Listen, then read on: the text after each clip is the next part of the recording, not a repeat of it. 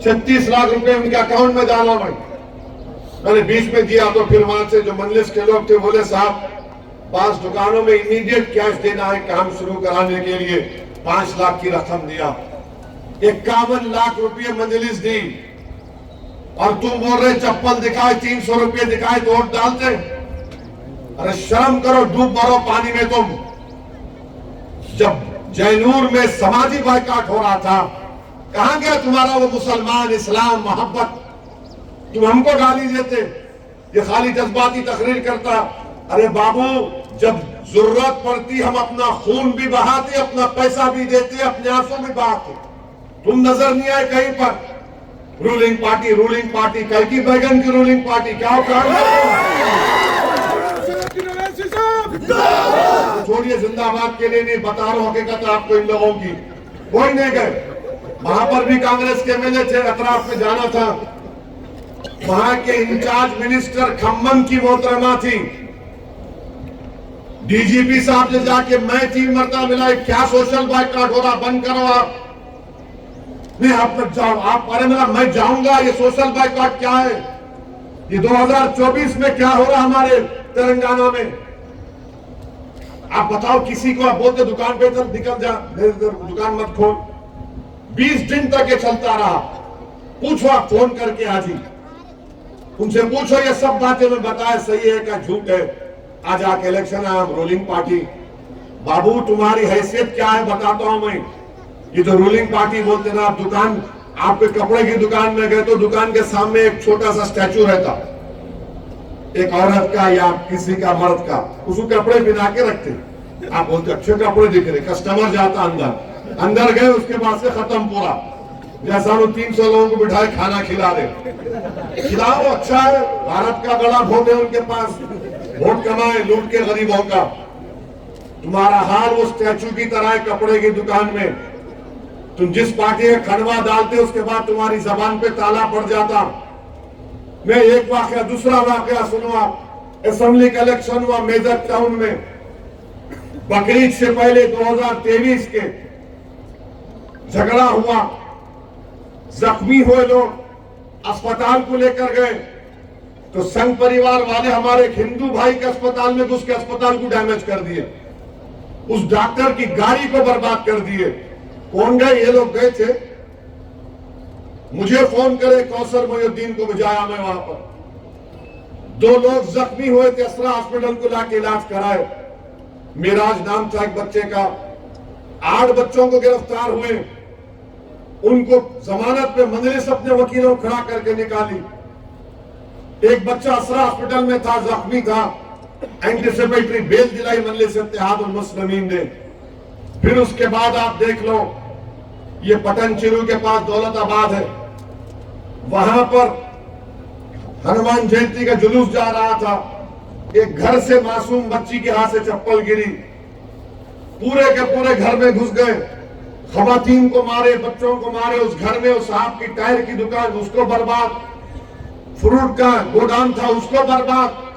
कहां गए ruling party वाले? जाना था ना उस गांव में, घर में कोई नहीं गया। मजलिस का कौसर मोहिउद्दीन गया, वो घर वाले मेरे को फोन करे, साहब हमारा घर जल जाता, हम मर जाते।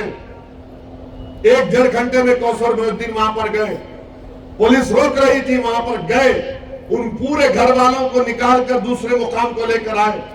बास्को पुलिस की गाड़ी में एक साहब तो उस घर के ऐसा रो रहे थे कि साहब फोन डिस्कनेक्ट मत करो, असद साहब फोन मेरे से बात करते रहो, साहब मेरे को मार डालते। अरे मतलब पुलिस की गाड़ी में है तुम?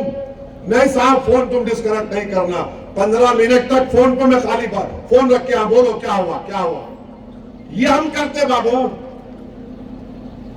तुम क्या करते? तुम्हारे हाथों में मेहंदी लगी हुई है, तुम चल रहे हो। तुमने अगर मर्दानगी होती तो तुम जाते थे वहां पर। फिर बाद में 8 दिन के बाद भी नहीं जा रहे थे। मैं कौसर बोला जाओ, लेके जाओ उन लोगों को, रखो वहां पर, उनका घर है। फिर कौसर मोहिउद्दीन ले जाके उनको वहां पर रखे। फिर आपके मेदक टाउन में एक गैस वाले से झगड़ा हुआ, जावेद बच्चा है, बजरंग दल वाले रोड पे ला के मारे जावेद को। मैं फोन करके केस बुक कराया। वो जावेद बोला साहब मेरी जान को खतरा है। मेरा कौसर को बोला तू प्राण में रखो एक जगह पर। वो गैस वाले को और तमाम लोगों को पुलिस को कंप्लेन करके गिरफ्तार करवाए। कहां है भाई तुम? कोडंगल सीएम की कॉन्स्टिट्यूंसी है ना, कब्रिस्तान को तोड़ दिए थे। कोई माइकालाल गया वहां पे? तुम्हारी बाप की खबर को तोड़कर तुम खामोश बैठते थे, मगर नहीं, तुमको अपने बाप की फिक्र नहीं है, खाली तुमको लालच है। मंजलिस के हादी साहब गए, कोडंगल के जिम्मेदार गए, सीएम की कॉन्स्टिट्यूंसी तो क्या हुआ? गलत है तो गलत है, सही है तो सही है, दोबारा दीवार बनी वहां पर। यह मंजलिस काम करती है। इसलिए याद रखो, आपको अपने नुमाइंदे को कामयाब करना पड़ेगा। और ये झूठ है कि मंजलिस आई तो फिरका परस्ती बढ़ती। क्या रड्डियों की लीडरशिप नहीं है? क्या वेलवाओं की लीडरशिप नहीं है? क्या ब्राह्मणों की लीडरशिप नहीं है? क्या पद्मशाली की लीडरशिप नहीं है? क्या मुनुर काकू की लीडरशिप नहीं है? क्या गौड़ों की लीडरशिप नहीं है? क्या यादवों की लीडरशिप नहीं है? तुम लीडर बनेंगे और हम तुम्हारे गुलाम हैं क्या? बनेगा बराबर। मुसलमान विकाराबाद में लीडर बनेगा इंशाअल्लाह मुस्लिमीन से बनेगा। इनको नफरत क्या है? इनको नफरत क्या? अगर मेरे सामने जीत के आके खड़े हो गया तो मेरी इज्जत फालूदा हो जाएगी। इन्हें मेरी आंख में आंख डाल के बात करेगा, बराबर ये मंजलिस का मिजाज है। हम तुम्हारी आंख में आंख डालकर बात करेंगे, सर झुकाकर हाथ बांधकर नहीं बात करेंगे। तुम नुमाइंदे हो, तुम एमएलए हो, तुम खुदा नहीं हो। हम सिर्फ खुदा के सामने सर झुकाने वाले हैं। किसी इंसान के सामने ना आंख झुकाते ना सर झुकाते। तुम जीत के आए तो क्या तुम्हारा सर में से सिंह निकल गया कि तुम चप्पल की बात कर रहे हो, 300 रुपए की बात कर रहे हो? कैंडिडेट के बाप, तू समझ रहा मेरे को? बोल, तेरे को कितने पैसे हो, मैं तेरे को खरीद तो बोल।